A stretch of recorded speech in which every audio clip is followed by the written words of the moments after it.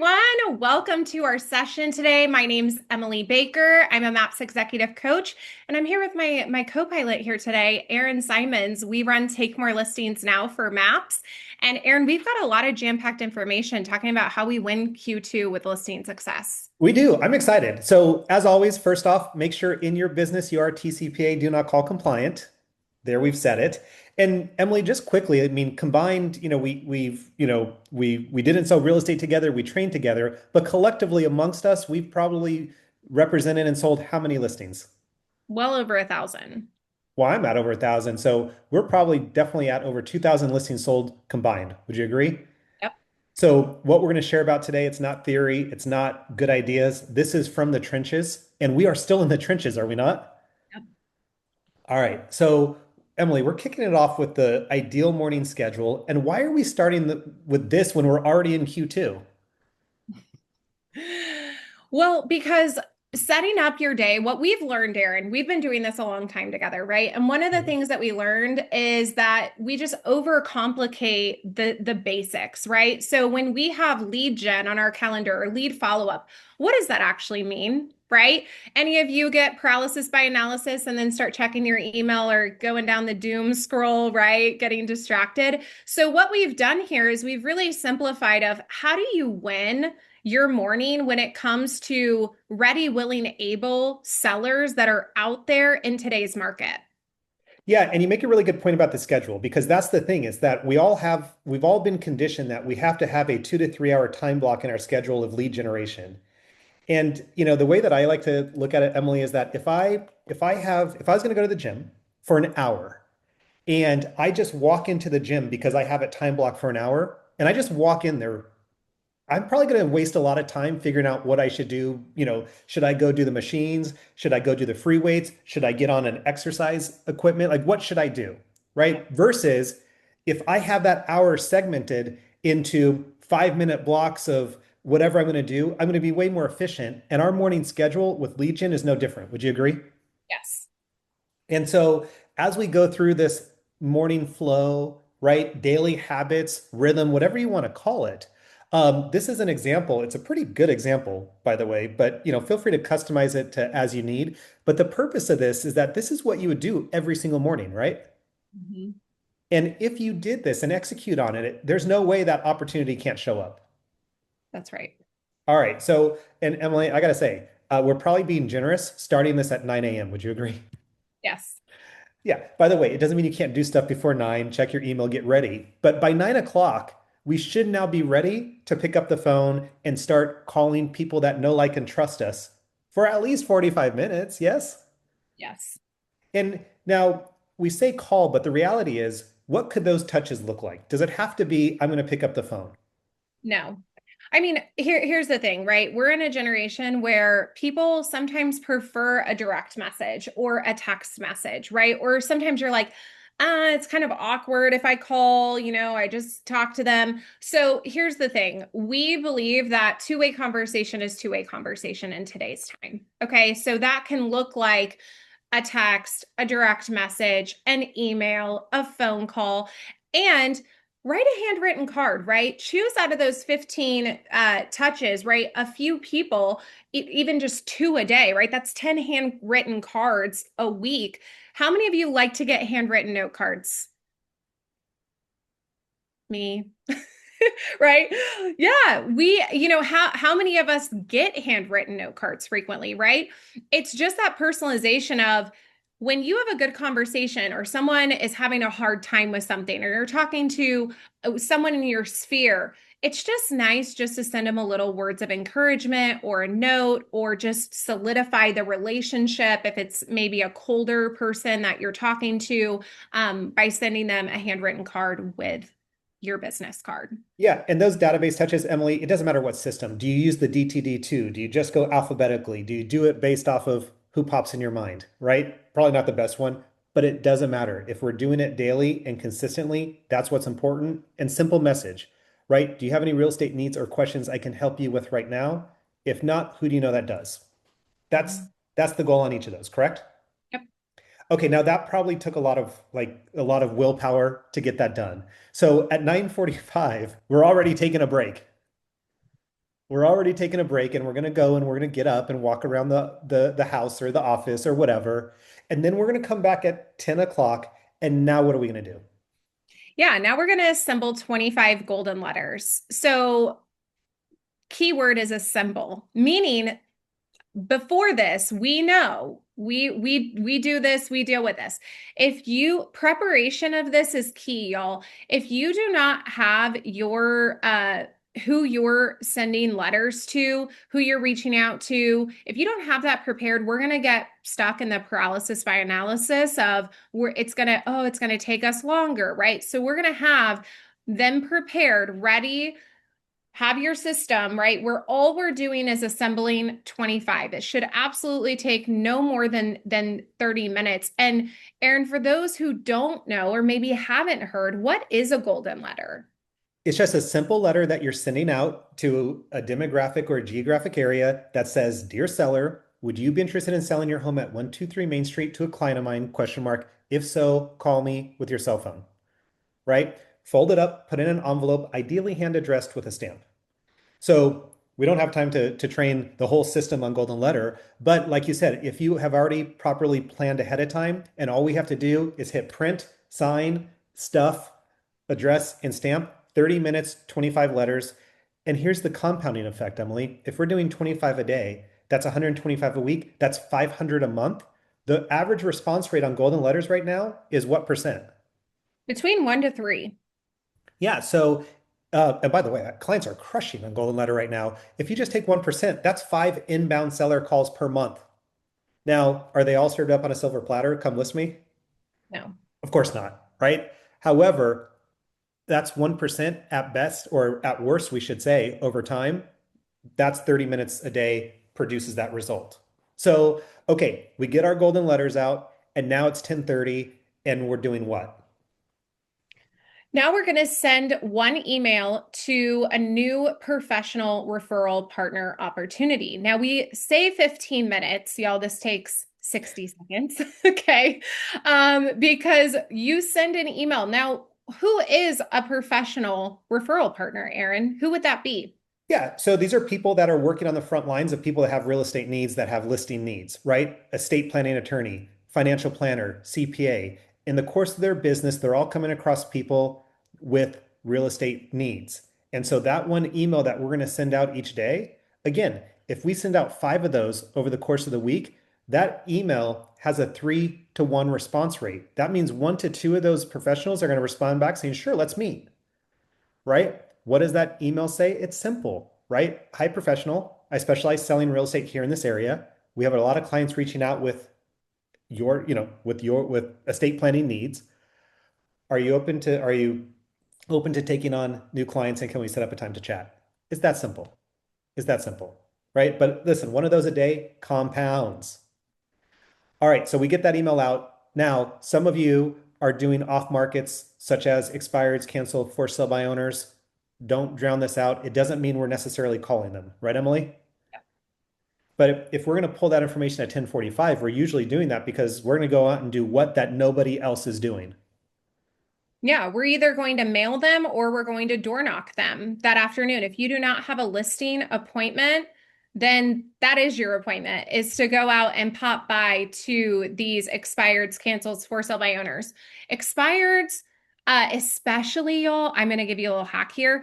The expireds the last 2 years that have not sold, they're converting. They're like, this is prime time because have we seen changes in the market? Yes or yes? Absolutely. Yes. Okay. So that's for that. And then Aaron, we're going to move on at 11 to 11:15 and we're going to pull farm data and execute as needed. Now, what does that mean? Yeah, so farm can be either two things. It can be a geographic farm, which means, your neighborhood that you should be sending, direct mail to. You should be door knocking. You should be running events, right? You can be farming geographically. You can also farm demographically. Maybe you're looking for people downsizing. Maybe you're looking for people behind on payments. So it can be geographic or demographic.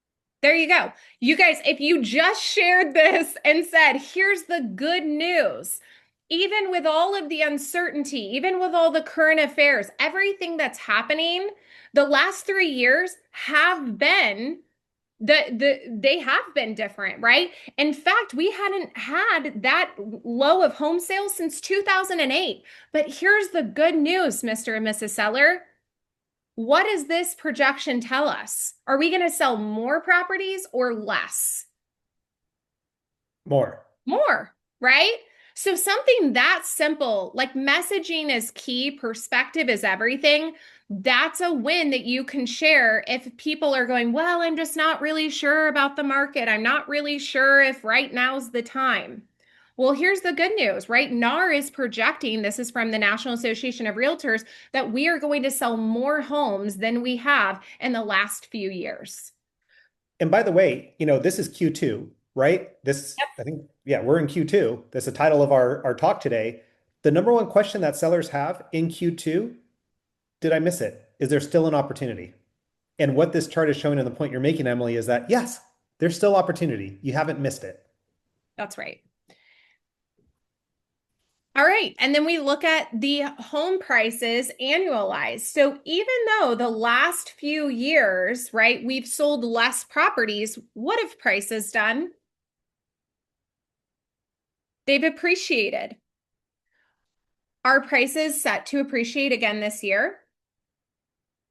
Yes. Now, here's the thing, right? We're going to talk about local data here in a second because this is the important part, right? We have macro data. What's the state of the economy? What's the state of the overall real estate market as a whole?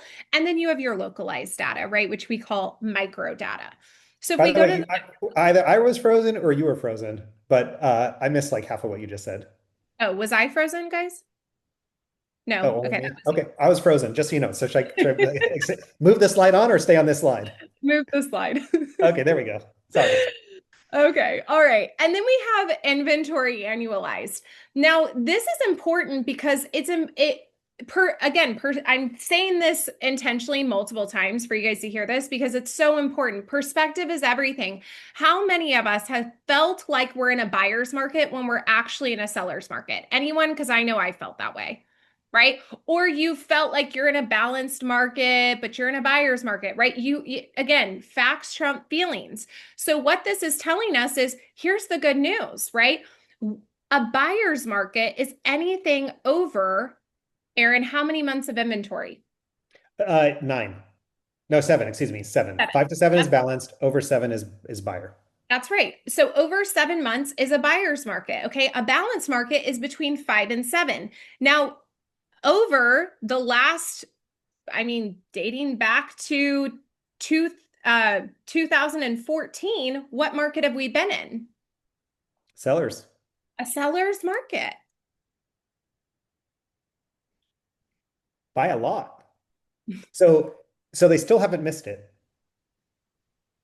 And that's exactly if you take the last slide on home prices and then you take inventory, it's merely supply and demand, right? Because the supply has been so low that even though we've sold fewer homes than in the past, uh, it's just that the supply is down, so the prices have increased. Yeah, That's and then I think this is the one that drives it all home. To answer that question in Q2, have I missed it? Am I too late? When Mhm. you look at home sales monthly from January to December, look at how flat, I mean flat meaning not that the numbers are flat, but it's consistent from month to month to month. Now, what's not consistent is inventory, of course, right? It follows a seasonal. We start with the least amount of homes for sale on January 1st. Each month that goes by, inventory slowly increases, right? At the end of the summer, it peaks, dips down for the holidays. So inventory does follow a pattern. When you look at monthly home sales, it's pretty consistent, right? There's still buyers out there every month buying homes. And that answers that Q2 question, especially as we get into May, June, July. Did I miss the market? No, you haven't missed it. Yeah, Still there, still great. that's right. So you gave now the national perspective, Emily. What should we be looking at locally in our own markets to make sure that, what's happening locally is similar to what's happening nationally or not? Yeah, so tracking, right? What is the month supply in your local market? Are you in a buyer balanced or seller's market? Um, Average days on market, average list price to sales price. What are the average showings per listing that we're seeing, whether that's through showing time or whatever reporting system that you're using? Price reductions, new listings, expireds, canceleds, and pendings, right? Here's the thing. These numbers are really important because if we're still in a seller's market, if even as something as simple as when someone says, well, I'm not really sure if it's the right time, or, well, I don't know. I just feel like, numbers are tied. I'm just not really sure. Right. I think maybe if I wait, I can get more. Even just knowing the number of pennies. Hey, the good news is that 79 buyers have purchased a property in the last 7 days in our market. Over 300 people have went under contract in 30 days. Buyers are out shopping right now. The buyers are there, right? As long as price is reflective on location, condition, and the market's strong. Your location is great. It's a beauty contest and a price war. Yeah, and Emily, the reason why going through this information is so important in this market specifically is because as, some markets get a little interesting, so to say, the more we are the economist of choice, the more they will listen to us as the expert versus we are subject to their beliefs or their thoughts, right? When we can go through and explain the national market and then the local market in specifics, we now are the authority in the relationship. That's right. It's the credibility. Yeah, and that's going to help us win more listings, and that's going to help us win listings at the price we want them at, correct? Yep, exactly right. All right. So now some of you, if you're in the Northeast, you can tune out now. No, I'm just teasing. Some of you, but not. Okay, so some of you have been in markets which are getting a little bit shifty. Emily, 6 out of 40 of my coaching clients in the last 7 to 10 days, right, since the beginning of last week, have spoken to a seller about a short sale. Mhm. A short sale, right? Why? Because prices have shifted down to the point where they don't have equity and they are in a short sale situation. Isn't that fascinating? That's fascinating. So we know it's out there. And this is one of our favorite, this is we used to with at a listing appointment, draw this by hand. But here's what I'm explaining to a seller. Here's what I'm explaining to a seller that wants to overprice. Here's the danger of it. If the market's telling us that 500,000 is where we should be priced, and that seller wants to go out at 525, sometimes we fall into the trap that, okay, no problem, we'll test the market. Here's the problem. We test the market for 2, 3, 4 weeks. Finally, the seller realizes, hey, you're right, maybe we should adjust it. The problem is the minute we adjust it down to 500,000, the market has moved away from us, right? And now the market's probably closer to 490. Yet we're now still overpriced. So we're now sitting on the market for another 2, 3, 4 weeks. And finally, we end up selling it for 475. If we had priced it at 500 to begin with, we probably would have sold it for 490. So by overpricing right at 525, we ended up selling it for less later rather than more now. And this is the visual that we have to walk sellers through who think that there's no harm in just trying their price. There is harm when the market's moving away from us because we know that no seller is going to now go from 525 down to, 489 on a price adjustment. No, they're going to go back to the original price that you said the market was saying, right? And so this is the dangers of overpricing in a shifty market. You'll sell it for less later rather than more now. So a lower asking price results in a higher sales price. Anything you want to add to that, Emily? Yeah, I think that the power of that from just authorship is ownership, from, getting people into reality with this is, pricing is a strategy. The listing price is merely the marketing price. Think about that. The listing price is merely the marketing price. May I explain? If we were to list your home at 500 and then we did the same marketing strategy, did the same videography, photography, all of that, and did the same thing, but also listed it at 525, Which one would have more online views, the 525 or the 500? 500. Which one would have more traffic at our mega open house when we launch on the first weekend? 500. Which one would have more private showings? Okay, I get it. It's the 500. Yeah, see, because the listing price is just the marketing price. So when you use pricing as a strategy, if a property is truly underpriced, right? And if it was truly worth a 525, what would happen? It would get multiple offers and it would get bid up That's because, right. because value is like water, it will always find its natural level. That's exactly right.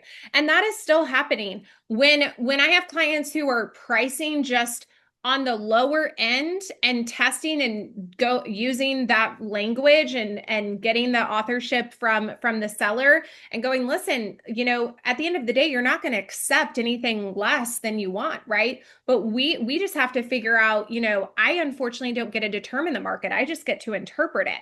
We're going to determine together, and the market's going to tell us in the first 2 weeks how it responds. However, would you rather negotiate the price up or down? Up sounds pretty good. Yeah, then we've got to make the right decision and use pricing as a strategy. So let's go ahead and move forward at 500 and go from there. Yeah, because let's not do all that wonderful work we talked about in that morning schedule, right? And take listings that aren't selling. That would be a crime. All right. So one of the things that Emily, we talked about in that morning schedule was referrals from the database, calls from golden letters, referrals from other professionals, right? Our social media generate people reaching out to us, but we didn't get into all the specifics on exactly how to execute on it, did we? No. So therefore, what do we have? Yeah, so for those of you who have taken Take More Listings Now, or if you have not, we run a 6-week program, and it's pretty Take More Listings Now, right? The title is exactly what the course is intended to do. This is not theory. This is not ideas. This is direct systems, processes, and dialogue. So we go through every single process, we go through the 4 ways to communicate for each of the top listing lead sources, whether that is print, digital, voice to voice, or face to face. We give you a model for each. And we have a lot of fun over those 6 weeks, and we take a lot of listings together. So we launch, Erin, Wednesday, May 13th. All sessions are recorded and available for playback after the 6 weeks for 60 days post. So what that means is you'll have access to the recordings and the workbooks and all of the tutorial videos through about mid-August. Yeah, because as the name, says, take more listings now, you will be doing activity, maybe even during the webinars as we go through it, because that's our goal. It's not theory, it's practical, tactical. It's as if we were sitting there telling you what to do, right, each day in your office. Yeah. So we're looking forward to it. As Gary Keller says, when you hit your listing signed goal every month, you hit your year end closing goal because listings generate leads. So we'd love to see you there. We love to partner with you all in taking more listings and watching your success as you execute. So go ahead and register, and we will see you all on May 13th. We trust this was helpful. Bye. Bye, everybody.